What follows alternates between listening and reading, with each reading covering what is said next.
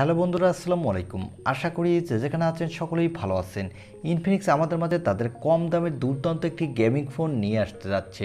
এই ফোনটি হলো ইনফিনিক্স হট 12, আর এই ফোনটি বাংলাদেশের মার্কেটে এই মাসেরই 12 তারিখ অফিসিয়ালভাবে লঞ্চ হতে যাচ্ছে। আজকের ভিডিওতে আমরা ইনফিনিক্স হট 12 এই ফোনটি নিয়ে আপনাদের ফুল ডিটেল জানিয়ে দেব। এই ফোনটি কী কী স্পেসিফিকেশন দিয়ে বাংলাদেশে অফিসিয়ালভাবে লঞ্চ হতে যাচ্ছে এবং এই ফোনটির অফিসিয়াল দাম কত হতে যাচ্ছে। সো এই সকল বিষয় জানতে হলে আপনাকে বলবো সম্পূর্ণ ভিডিওটি কন্টিনিউ করার জন্য। বিশেষ করে যারা কম দামে দুর্দান্ত একটি গেমিং ফোন খুঁজছেন, অবশ্যই আজকের ভিডিওটি তারা কোনোভাবে মিস করবেন না। সো চলুন আর কথা বাড়াবো না, চলে যাব মূল ভিডিওতে। তবে মূল ভিডিওতে যাবার আগে আপনার কাছে ছোট্ট একটি রিকোয়েস্ট, আপনি যদি আমাদের চ্যানেলটি প্রথমবার ভিজিট করে থাকেন তাহলে প্লিজ আমাদের চ্যানেলটি সাবস্ক্রাইব করে পাশে থাকা বেল আইকনটি প্রেস করে রাখবেন। আর অলরেডি সাবস্ক্রাইব করে থাকলে থ্যাংক ইউ সো মাচ। প্রথমে আমরা এই ফোনটির লুক ও ডিজাইন নিয়ে কথা বলবো।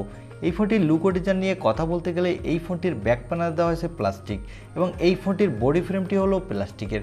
তবে এই ফোনটির সামনের ডিসপ্লেতে দেওয়া হয়েছে গ্লাসের প্রোটেকশন, আর এই ডিসপ্লেটি হলো একটি মিডল পাঞ্চল কাটিং ডিসপ্লে। এই ফোনটির নিচের দিকে দেওয়া হয়েছে ইউএসবি টাইপ সি এবং স্পিকার, সাথে দেওয়া হয়েছে একটি 3.5 মিলিমিটার হেডফোন জ্যাক। এই ফোনটির থিকনেস হলো 8.3 মিলিমিটার এবং এর ওজন হলো 195 গ্রাম।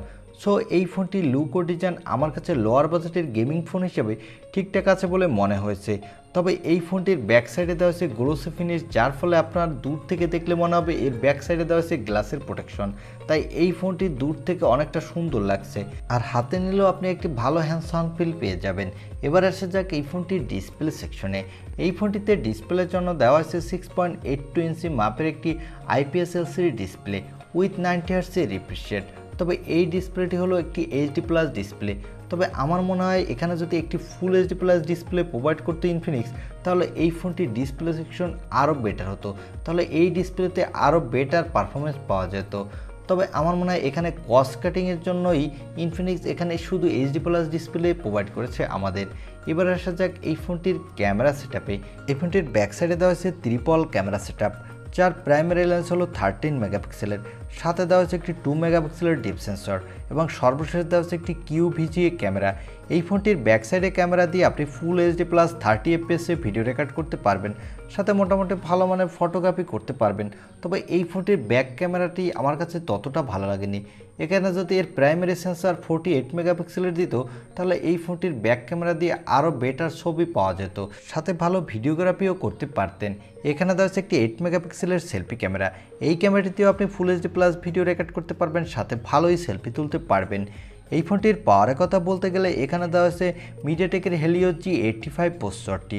এই প্রসেসরটি একটি 12 ন্যানোমিটার আর্কিটেক্টেবল এবং এই প্রসেসরটি দিয়ে আপনি PUBG, free fire, call of duty, Asphalt 9-এর মতো গেম ভালোই স্মুথলি প্লে করতে পারবেন কোনো প্রকার ল্যাগিং ইস্যু ছাড়া।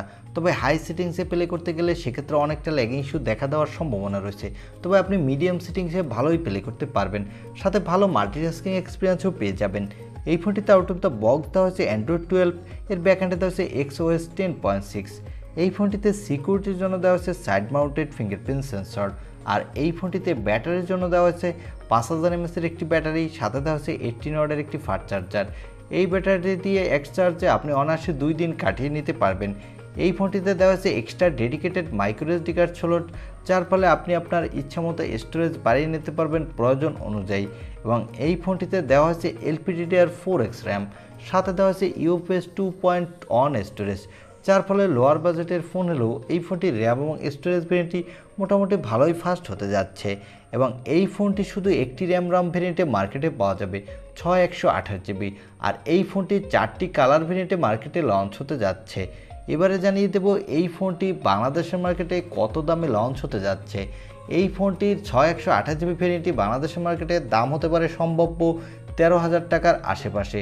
তবে এই ফোনটির দাম যদি 13,000 টাকা হয়, তাহলে আমার মনে হয় না এই ফোনটি ততটা আমাদের ভ্যালু ফর মানি প্রোভাইড করবে, কেননা এর থেকে ভালো স্পেসিফিকেশন দিয়ে Redmi 10C সেই ফোনটি আমাদের অনেক বেশি ভ্যালু ফর মানি প্রোভাইড করবে।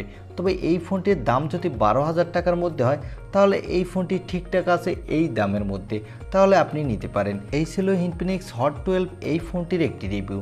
আর ভিডিওটি যদি ভালো লেগে থাকে তাহলে অবশ্যই একটি লাইক দিয়ে আমাদের চ্যানেলটি সাবস্ক্রাইব করে পাশে থাকা বেল আইকনটি প্রেস করে রাখবেন। দেখা হবে অন্য কোনো ভিডিওতে। আজকের মতো আল্লাহ হাফেজ।